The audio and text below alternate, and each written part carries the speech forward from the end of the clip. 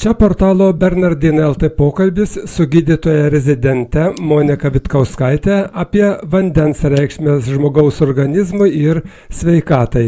Gydytoja kalbina portalo žurnalistas Vytautas Markevičius. Gerbiamoji gydytoja, statistika mums negailestinga. Lietuviai vartoja per mažai vandens. Tai rodo tyrimai. O kiek vandens per dieną turėtų išgerti vidutiniškai sveikas žmogus? JAV nacionalinė mokslo akademija nustatė, kad adekvatus skysčių kiekis per dieną moterims yra 2,7 litro, o vyrams 3,7 litro. Tačiau tai yra įskaitant vandenį, skysčius gaunamus su maistu, tai yra su vaisiais, daržovėmis, sriubomis ir įskaitant kitus gėrimus, tai yra sultis, kava, arbata. Skysčiai gaunami su maistu sudaro apie 20% mūsų suvartojamų skysčių per dieną, o kalbant konkrečiai apie vandenį, tai vidurkis yra apie 1,5–2 litrai per dieną arba 6–8 puodeliai. Aišku, svarbu suprasti, kad tai nėra absoliučiai universali norma ir gali skirtis priklausomai nuo daugelio veiksnių, tai yra amžiaus, lyties, kūno svorio, fizinio aktyvumo, aplinkos temperatūros ar sveikatos būklės. O kokia yra pagrindinė vandens trūkumo organizme požymiai ir kaip juos atpažinti? Na, iš kur man žinoti, kad mano organizme trūksta vandens? Vandens trūkumas organizme dar vadinamas dehidratacija ir jis gali pasireikšti įvairiais požymiais, tai jie gali būti lengvesni ar sunkesni priklausomai nuo dehidratacijos lygio. Kalbant apie tokius ankstyvuosius lengvus požymius, tai troškulys yra pats pirmas kūno signalas, kad jam trūksta vandens, atsiranda gleivinių sausumas, tai yra sausa burna, gerklė, patamsėja šlapimo spalva, padarėtėja šlapinimasis, atsiranda nuovargis ir silpnumas, vėliau vystosi galvos skausmai, nes dehidratacija sumažina smegenų aprūpinimą krauju, galvos svaigimas arba alpimas, kurie atsiranda dėl sumažėjusio kraujospūdžio ir elektrolitų disbalanso. Ir tokie sunkiausi požymiai, tai yra labai mažas šlapimo kiekis arba iš viso jo nebuvimas, greitas kvėpavimas, dažnas pulsas, sumišimas arba netgi ir sąmonės sutrikimai. Ar yra kokių nors taisyklių, kada geriau gerti vandenį? Prieš valgį, po jo ar valgio metu? Griežtų taisyklių nėra, viskas priklauso nuo asmeninių poreikių ir sveikatos būklės. Geriant vandenį 30 minučių prieš valgį galima pagerinti virškinimą, nes tai padeda suaktyvinti seilių ir skrandžio sulčių gamybą. Po valgio rekomenduojama apie pusvalanduką luktelti prieš geriant didesnį kiekį vandens, kad skrandžio sulčių koncentracija neprasiskiestų ir virškinimas būtų efektyvesnis, o nedidelis kiekis vandens valgio metu padeda lengviau nuryti maistą ir palengvina virškinimą. O kokį vandenį geriau gerti? Paprastą vandenį ar virintą? Tai iš esmės pasirinkimas priklauso nuo situacijos, kadangi svarbiausia užtikrinti, kad geriamas vanduo būtų švarus ir saugus sveikatai. Virintą vandenį reikėtų rinktis, jeigu nesame tikri dėl vandens šaltinio kokybės, kadangi virinimas naikina daugumą mikroorganizmų, taip pat keliaujant į vietas, kur yra didelė vandens užterštumo rizika. Jeigu gyvenam vietovėj, kur užtikrinama aukšta vandens kokybė arba jis yra iš patikimo ir reguliariai tikrinamo šaltinio, tai yra miesto vandentiekio, galima rinktis ir paprastą vandenį iš čiaupo. O ar filtruotas vanduo yra geresnis ar iš čiaupo? Tai iš esmės irgi priklauso nuo vandens kokybės gyvenamoje vietoje ir naudojimo filtro. Filtrai gali pašalinti nepageidaujamas medžiagas, tokias kaip chlorą, šalutinius jo produktus, sunkiuosius metalus, pavyzdžiui, gyvsidabrį ar šviną, mikroorganizmus, nuosėdas, kietąsias daleles, nemalonų kvapą ar skonį. Ką reikėtų atsiminti, kad nereguliariai prižiūrami arba seni filtrai gali tapti bakterijų kaupimosi šaltiniu ir jų naudojimas gali tapti netgi ir žalingas. O koks vanduo žmogaus organizmui yra sveikesnis? Ar mineralinis vanduo, ar paprastas vanduo iš čiaupo? Tiek mineralinis vanduo, tiek vanduo iš čiaupo turi savų privalumų ir trūkumų, o kuris sveikesnis priklauso nuo individualių poreikių, gyvenamosios vietos vandens kokybės, sveikatos būklės.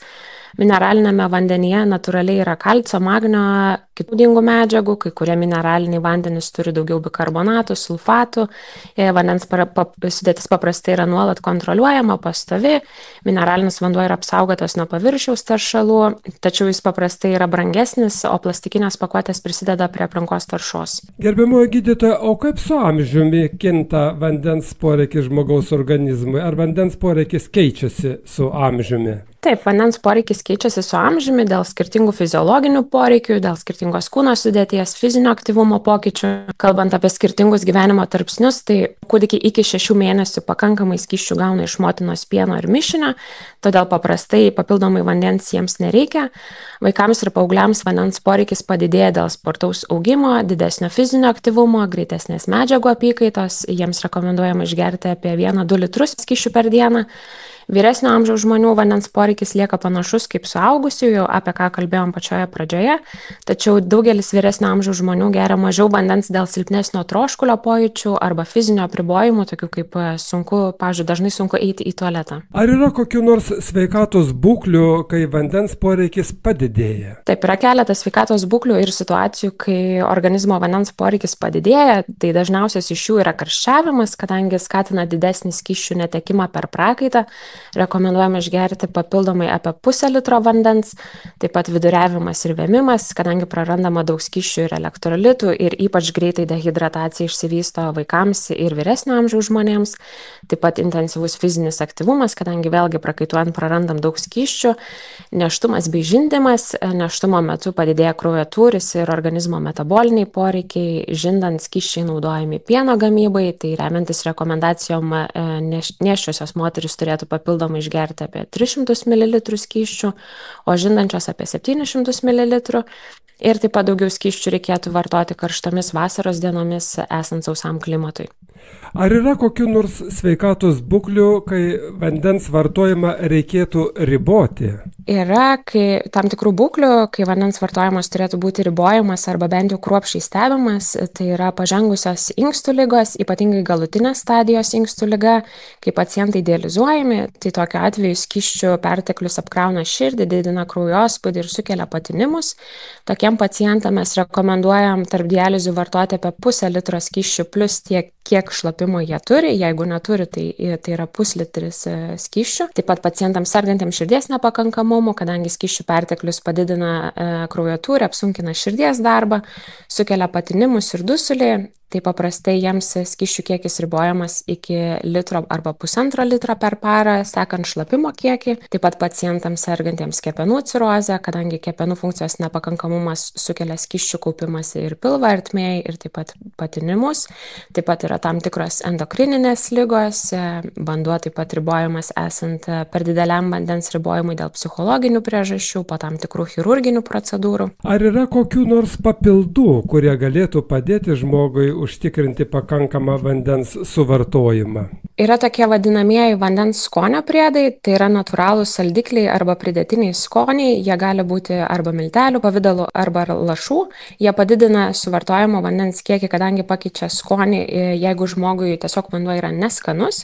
Aišku, jie nepakeičia vandens suvartojimo, bet galėtų prisidėti prie papildomojo išgerimo. O kokie yra geriausi būdai, kaip priversti save gerti daugiau vandens? Na, žmogus sako, aš nenoriu, manęs netroškinat, tai ką man gerti priverstinai tą vandenį? Tai kaip priversti save vartoti daugiau to vandens? Reikėtų bandyti susikurti tokį kaip įprotį, tai yra galima gerti vandenį tam tikrų laikų kiekvieną dieną, naudoti butelis su tokiamis žymomis, kurios nurodo, kiek vandens turėtumėm išgerti iki tam tikros valandos. Taip pat galima naudoti priminimus, pavyzdžiui, telefoninius pranešimus arba vienas iš tokių populiaresnių būdų – laikyti vandens butelį arba stiklinę ant stalo, šalia lovos, kitose dažnai matomose vietose. Taip pat, jeigu neskanu gerti gryną vandenį, tai galima įsidėti citrinos, agurkų, uogų, kitų vaisių arba natūralių saldiklių, apie ką prieš tai kalbėjau. Taip pat vandenį skatina vartoti ir estetiškai patrauklus bei patogus vandens butelis, šiaudelių naudojimas, kadangi įrodyta, jog žmonės taip daugiau išgeria vandens. Taip pat reikėtų rinktis vandenį vietoj kitų gėrimų, galima save motyvuoti apdovanojant, tai pavyzdžiui, pasiekus dienos vandens vartojimo tikslą, leisti savo pasimėgauti mažų atlygių, pavyzdžiui, mėgstamų užkandžių arba veikla. Taip pat yra įvairių programėlių, kurios galėtų ateiti į pagalbą. Na ir reikėtų priminti vartoti vandenį savo artimiesiems, ypatingai vyresnio amžiaus žmonėms. Pabaigai vainikuojantis klausimas, kuo pavojingas žmogui nepakankamas vandens vartojimas, kokius susirgimus, ligas tai gali sukelti? Tai tokie trumpalaikiai poveikiai būtų sumažėjęs darbingumas, koncentracija, vidurių užkietėjimas, odos sausumas. Kalbant apie ilgalaikius poveikius arba sunkesnius, tai galimas ir inkstų funkcijos sutrikimas, ypatingai esant ūmioms būklėms, tokiams kaip viduriavimas, karščiavimas, kai vartojam nepakankamai skysčių, viskas veda link ūminio inkstų pažeidimo. Taip pat nepakankamas skysčių vartojimas mažina šlapimo gamybą, kas leidžia bakterijoms lengviau dauginti šlapimo takuose ir tai vadinasi yra dažnesnė šlapimo takų infekcijos. Taip pat padidina mineralų koncentraciją šlapime, dėl ko susidaro inkstų akmenys. Yra padidėjusi trombozių rizika, kadangi dėl tirštesnio kraujo padidėja kraujo krešulių susidarimo tikimybė. Elektrolitų disbalansas ir dehidratacija skatina ir mėšlungio atsiradimą, taip pat vandens trūkumas siejamas ir su galvos skausmais arba kognityvinių funkcijų sutrikimu. Ačiū Jums, tai buvo portalo Bernardinai LT pokalbis su gydytoja rezidente Monika Vitkauskaite apie vandens reikšmę žmogaus organizmui ir sveikatai. Gydytoja kalbino portalo žurnalistas Vytautas Markevičius.